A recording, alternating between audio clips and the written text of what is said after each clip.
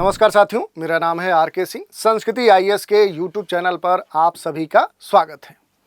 आज अपने इस एपिसोड में जिस मुद्दे की चर्चा हम करने वाले हैं वो सरकार से जुड़ा हुआ है और ये जो मामला है ये आज सुर्खियों में बना हुआ है। ये मामला जुड़ता है अपने देश के वित्त मंत्री निर्मला सीतारमण से। और बात करें कि ये मुद्दा क्या है, तो बेंगलोर के एक कोर्ट ने वित्त मंत्री निर्मला सीतारमण के संदर्भ में एफआईआर दर्ज करने का आदेश दिया है। ये जो आदेश कोर्ट का आया है ये इलेक्टोरल जो बॉन्ड है उसके संदर्भ में आया है और इसी कारण से आज इस पर चर्चा हर जगह देखने को मिल रही है। और इसी कारण से आज हम इस पूरे मुद्दे को, इस मामले को जानने समझने का प्रयास करेंगे कि आखिर ये पूरा मामला है क्या, जिसके कारण देश के वित्त मंत्री के ऊपर कोर्ट ने एफआईआर दर्ज करने का आदेश दे डाला है। साथ ही इससे जुड़े हुए जो महत्वपूर्ण तथ्य हैं, जैसे इलेक्टोरल बॉन्ड होता क्या है, किस उद्देश्य से इसे सरकार ने लॉन्च किया था, इसके महत्व क्या है, इसकी विशेषताएं क्या है और क्यों ये अब विवादित है, इस पर क्यों आरोप लगाया जा रहा है, क्या आरोप लगाए जा रहे हैं, ये सारे बिंदु हैं जिन पर हम चर्चा करेंगे। चलिए देखते हैं, एक एक करके सभी बिंदुओं पर हम प्रकाश डालेंगे। सबसे पहले देख लेते हैं कि आखिर ये न्यूज़ क्या है जिसके कारण से इसकी चर्चा हो रही है। तो बेंगलुरु कोर्ट का निर्मला सीतारमण के खिलाफ एफआईआर दर्ज करने का आदेश जारी किया गया है। ये महत्वपूर्ण न्यूज़ है, ये पहली न्यूज़ है। इसके अलावा अगर बात करें कि जो चुनावी बॉन्ड है, इलेक्टोरल जो बॉन्ड है, उसके जरिए जबरन वसूली का आरोप कोर्ट में गया था और उसी कारण से कोर्ट ने वित्त मंत्री के लिए एफआईआर दर्ज करने का आदेश जारी किया है। यही नहीं, अगर बात करें तो सिद्धरमैया जो कर्नाटक के सीएम हैं, उनका ये स्टेटमेंट आया है कि कर्नाटक भाजपा के नेता सीतारमण के इस्तीफे के लिए कब प्रदर्शन करेंगे और मार्च करेंगे। यही नहीं, अगर निष्पक्ष जांच होती है तो पीएम मोदी और कुमार स्वामी को भी इस्तीफा दे देना चाहिए। देश के प्रधानमंत्री के इस्तीफे की डिमांड रखी है यहाँ के मुख्यमंत्री ने। इसी कारण से ये मामला खास तौर पे चर्चा का विषय बना हुआ है। संक्षिप्त में पहले मामले को समझने का प्रयास करते हैं। तो देखिए, बेंगलुरु की एक स्पेशल कोर्ट ने 27 सितंबर को वित्त मंत्री निर्मला सीतारमण के खिलाफ एफआईआर दर्ज करने का आदेश जारी कर दिया। वित्त मंत्री पर जो चुनावी बॉन्ड है उसके जरिए जबरन वसूली का आरोप है। जानेंगे कि आखिर ये चुनावी बॉन्ड है क्या, इलेक्टोरल बॉन्ड होते क्या हैं।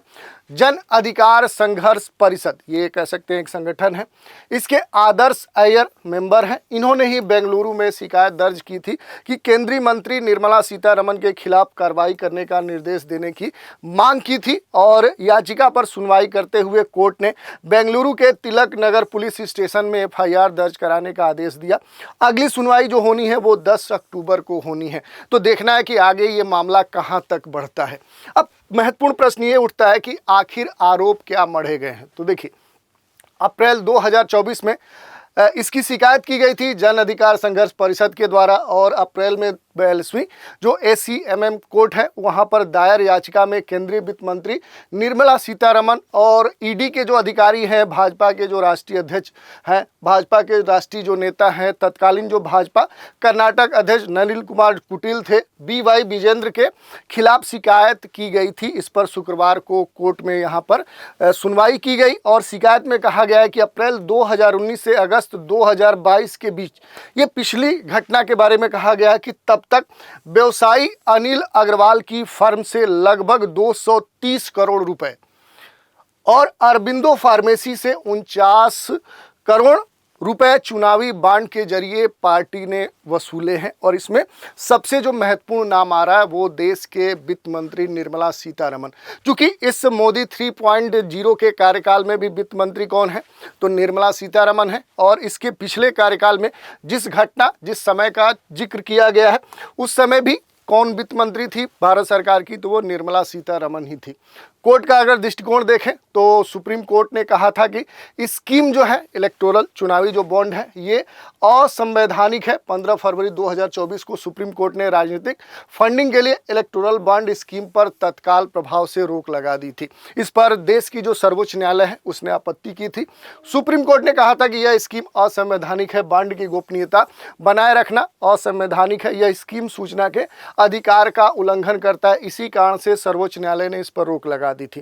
कोर्ट ने एसबीआई और चुनाव आयोग को आदेश दिया था कि वह इलेक्टोरल बॉन्ड से जुड़ा हुआ पूरा जो डेटा है कि अलग अलग पार्टियों को कहां से फंडिंग हुई है इस चुनावी बॉन्ड के माध्यम से, इसका पूरा जो डेटा है वो क्या करे, एसबीआई और जो संबंधित संस्थाएं हैं वो सार्वजनिक रूप से प्रदर्शित करें। 21 मार्च को डेटा सामने आया भी था। इसमें पता चला था कि 2018 से 2023 तक देश की 771 कंपनियों ने 11,484 करोड़ के बॉन्ड खरीदे थे और इसी बॉन्ड के जरिए विभिन्न पार्टियों को कह सकते हैं कि अनुदान या पैसे की प्राप्ति हुई थी।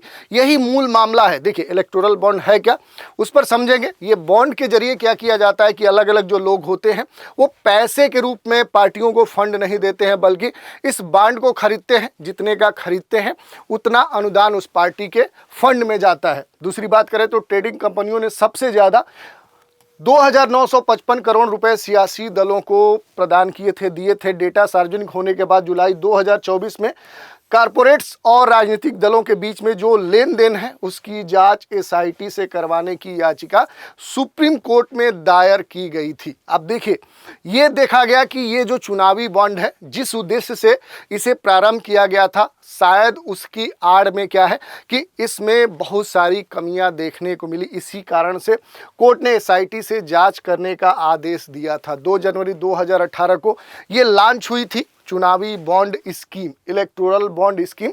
केंद्र सरकार ने 2 जनवरी 2018 को ये बॉन्ड स्कीम नोटिफाई किया था। स्कीम के प्रावधानों के मुताबिक जो चुनावी बॉन्ड है उसको कोई भी नागरिक अकेले या किसी के साथ, किसी संगठन के साथ मिलकर खरीद सकता है। योजना को 2017 में ही चुनौती दी गई थी, लेकिन सुनवाई 2019 में प्रारंभ हुई। इसी कारण से क्या है कि बाद में भी ये विवादित रही। बाद में सुप्रीम कोर्ट के आदेश के बाद एसबीआई और संबंधित जो संगठन है उन्होंने इससे जुड़े हुए, चुनावी बॉन्ड से जुड़े हुए जितने भी राशि अलग अलग जो पार्टियां हैं उन्हें अनुदान के रूप में मिली थी उसका डेटा भी जारी किया था। इन दलों को मिले थे सबसे ज़्यादा चुनावी बॉन्ड। अगर हम कुछ डेटा की बात करें तो देखिए, 2018-2019 में आप देखेंगे तो जो बीजेपी है उसे सबसे अधिक चुनावी बॉन्ड के रूप में अनुदान मिला था, कह सकते हैं कि पैसा मिला था। 2019-20 में भी क्या है कि एक बड़ी राशि आप देख सकते हैं 2,555 करोड़ बीजेपी को मिला था। उसके बाद आप देखेंगे तो ये लगातार जो राशि है, बीजेपी की राशि जो थी 2019-20 में सबसे अधिक थी। उसके बाद चुनावी बॉन्ड की जो राशि है वो बीजेपी की कम हुई, फिर इसमें वृद्धि देखने को मिली। और इस तरह से भारत में जितने भी राजनीतिक दल थे उनमें सबसे अधिक, अगर कह सकते हैं कि इलेक्टोरल बॉन्ड के रूप में जो सहयोग राशि थी वो जिससे मिली थी वो बीजेपी पार्टी थी। इसी कारण से लगातार इसके ऊपर प्रश्न चिन्ह भी लगाए गए कि इसके द्वारा न केवल सरकार और जो निजी कंपनियां हैं उनके बीच में कुछ न कुछ तो गड़बड़ है। इसी कारण से लगातार इस स्कीम पर प्रश्न चिन्ह भी लगाए जा रहे थे। अब देखिए, थोड़ा सा अगर पिछला स्टेटमेंट देखें जो वित्त मंत्री निर्मला सीतारमण है, तो चुनाव से पहले यानी मोदी 3.0 का जो कहें चुनाव होना था, यानी इस बार का जो लोकसभा का चुनाव होना था, उससे पहले वित्त मंत्री ने कहा था कि अगर हम पार्टी में मेजोरिटी में जीत कर आते हैं तो फिर हम इस स्कीम को वापस लाएंगे, जिस पर सुप्रीम कोर्ट ने रोक लगा दी थी। लोकसभा चुनाव से पहले वित्त मंत्री ने बॉन्ड स्कीम को दोबारा लाने का संकेत दिया था। निर्मला सीतारमण ने हिंदुस्तान टाइम्स को दिए इंटरव्यू में कहा था कि अगर हम सत्ता में आए तो इलेक्टोरल बॉन्ड स्कीम को फिर से वापस लाएंगे। इसके लिए बड़े स्तर पर सुझाव भी लिए जाएंगे। यही नहीं, कांग्रेस समेत कई सारे विपक्षी दलों ने उनके इस बयान पर कहा था कि अब बीजेपी लोगों को कितना लूटना चाहती थी। ये इसी कारण से कहा गया था कि अब तक इस चुनावी बॉन्ड के द्वारा एक बड़ी राशि क्या है कि कंपनियां और विभिन्न संगठन या निजी स्तर पर लोगों ने क्या है बीजेपी को प्रदान किया था। इस कारण से इस तरह की बातें कही गई। अगर इलेक्टोरल बॉन्ड की बात करें तो इस बॉन्ड की जो शुरुआत है वो 2017 के बजट में उस वक्त वित्त मंत्री अरुण जेटली थे और उन्होंने चुनावी या फिर जिसे इलेक्टोरल बॉन्ड कहते हैं इस स्कीम के तहत इस बॉन्ड को पेश किया था। और फिर बाद में इसके 2 जनवरी 2018 को क्या किया गया कि इसे लॉन्च कर दिया गया, सरकार ने इसे नोटिफाई कर दिया। और ये एक तरह का कह सकते हैं कि प्रोमिसरी नोट होता है और जिसे बैंक नोट भी कह सकते हैं। इसे कोई भी भारतीय नागरिक या कोई भी कंपनी खरीद सकती है। अगर आप इसे खरीदना चाहते हैं तो आपको ये स्टेट बैंक ऑफ इंडिया की चुनी हुई जो ब्रांच है वहाँ पर मिल जाएगा और इसे खरीदने वाला इस बॉन्ड को अपनी पसंद की पार्टी को डोनेट कर सकता है। इसका मतलब क्या है कि जो भी आपकी पसंदीदा पार्टी है, जिससे अगर आप जितना भी अनुदान देना चाहते हैं तो एसबीआई की जो चुनिंदा शाखाएं हैं वहाँ पर जाइए और उतने राशि का इलेक्टोरल बॉन्ड आप खरीद लीजिए। इससे क्या होगा कि जिस राशि का आप इलेक्टोरल या चुनावी बॉन्ड खरीदेंगे उतना क्या होगा कि वहां आप डोनेट कर सकते हैं उस पार्टी को। बस पार्टी इसके लिए क्या है कि एलिजिबल होनी चाहिए। तो कुछ मानक तय किए गए हैं, उसके आधार पर ये किया जाता है।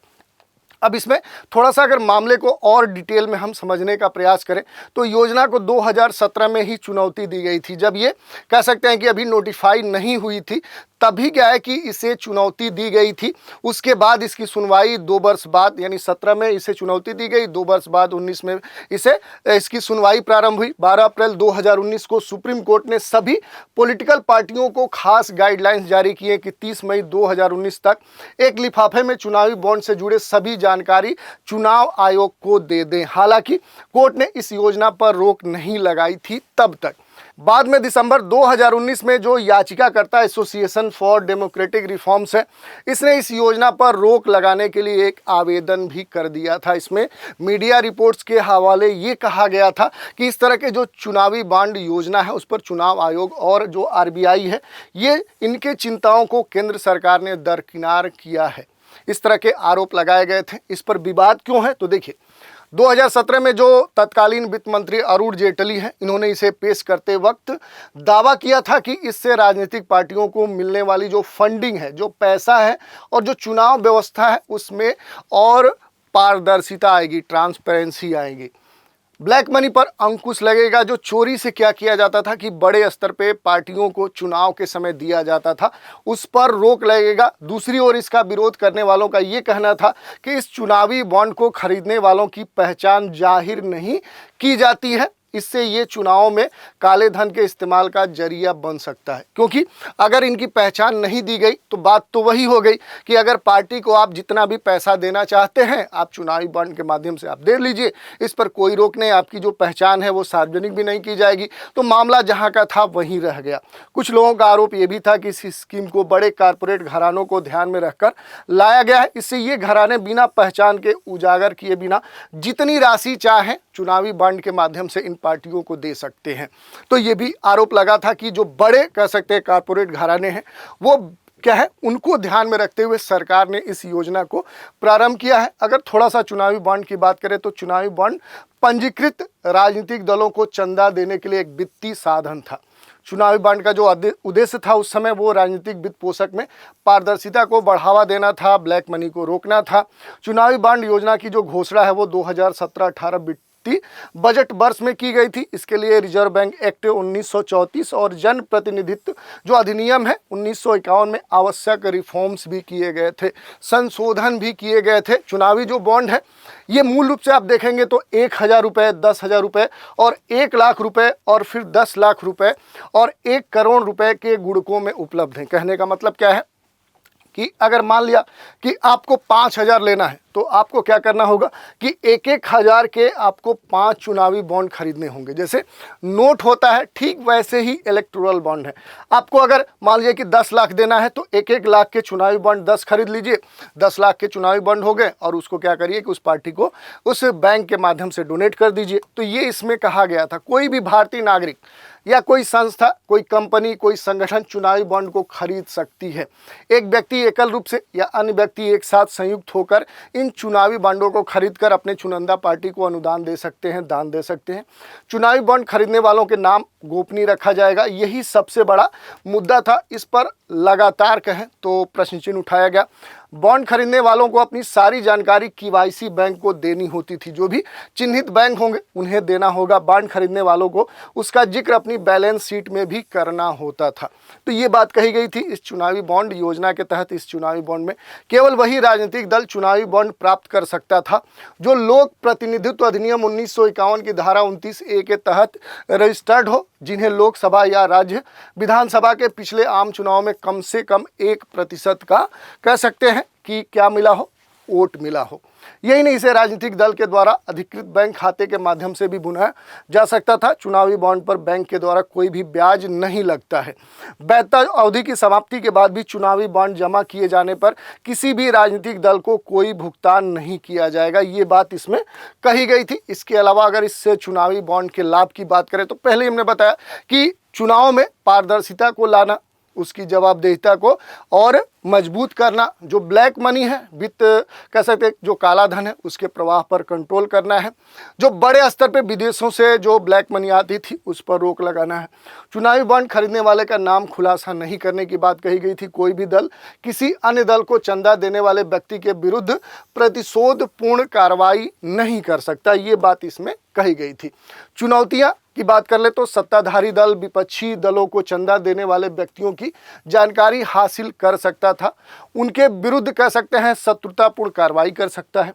यह प्रावधान नागरिकों के जानने के अधिकार का भी उल्लंघन है, क्योंकि इसमें यह कहा गया था कि जो भी इसमें चुनावी बॉन्ड खरीद कर जो भी राजनीतिक दल हैं उन्हें जो दान दे रहे हैं उनकी जो निजी कह सकते हैं जो जानकारी है वो सार्वजनिक नहीं की जाएगी। इस कारण से जो और लोग हैं जो जानना चाहते हैं कि आखिर कौन कितना अनुदान इस चुनावी बॉन्ड के माध्यम से पार्टी को दे रहा है, तो उनके अधिकारों का उल्लंघन माना जा सकता है। जिसके तहत ये कहा गया कि जो संविधान में अनुच्छेद 19 है उसके तहत ये मूल अधिकार है कि हमें राइट फॉर इंफॉर्मेशन है, वो चीज़ यहाँ पर देखने को नहीं मिल रही है। और चुनावी बॉन्ड पर सुप्रीम कोर्ट का निर्णय कब आया? 15 फरवरी 2024 को।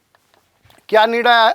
अगर इसकी हम बात करें तो सुप्रीम कोर्ट चुनावी बॉन्ड योजना को असंवैधानिक घोषित कर दिया। सुप्रीम कोर्ट ने यह भी मान लिया कि ये जो योजना है ये संविधान के अनुच्छेद 19 के तहत क्या है कि निहित जो मतदाताओं का सूचना का जो अधिकार है उसका ये हनन करता है, उनके अधिकारों को ये पूरा नहीं करता है और चुनावी बॉन्ड बिक्री तत्काल प्रभाव से रोक दी जानी चाहिए। इसी कारण से क्या है कि ये मामला लगातार कहें तो चर्चा में रहा और सुप्रीम कोर्ट ने इस पर बैन लगा दिया। और इसी कह सकते हैं जो पिछला मामला था जिसके संदर्भ में अब आरोप लगाए गए हैं देश के वित्त मंत्री निर्मला सीतारमण के ऊपर कि उन्होंने चुनाव में जबरन वसूली किया है और एक बड़ी राशि कह सकते हैं कि अलग अलग कंपनियों से और जहां से भी किया है। ये सारे जो मुद्दे हैं ये कोर्ट में पहुंचे और इसी कारण से बेंगलुरु की इस कोर्ट ने ये आदेश दिया कि अब क्या किया जाए कि वित्त मंत्री के खिलाफ कोर्ट FIR दर्ज करने का आदेश दिया। अब आगे आने वाले समय में जो 10 तारीख को इसकी फिर से सुनवाई होनी है उसमें क्या कह सकते हैं कि निर्णय आते हैं, ये देखने वाली बात है। ये मुद्दा काफ़ी कह सकते हैं कि महत्वपूर्ण है, संवेदनशील है, सरकार के ऊपर कहें तो प्रश्न चिन्ह भी खड़ा करता है और इस स्कीम पर भी खड़ा करता है जिसके संदर्भ में कहें तो वित्त मंत्री ने फिर से एक बार बोल दिया था कि इस स्कीम को हम आने वाले समय में अगर हम पार्टी फिर जीत कर आती है तो लाएंगे। तो पार्टी जीत कर आ भी चुकी है, सरकार भी बन चुकी है, 100 दिन पूरे भी हो चुके हैं। अब चूंकि ये कहा जा रहा था कि हो सकता है कि पार्टी इस स्कीम को फिर से लागू करे क्योंकि फिर अगला लोकसभा चुनाव होना है और उसी को ध्यान में रखते हुए लगातार कहें कि इस पर प्रश्न चिन्ह खड़ा किए जा रहे हैं। तो ये मुद्दा था जिसको हमने जाना समझा। तो आज के एपिसोड में इतना ही। अगले एपिसोड में एक नए मुद्दे के साथ फिर मिलेंगे, तो आप हमारे साथ बने रहें। इसके लिए धन्यवाद।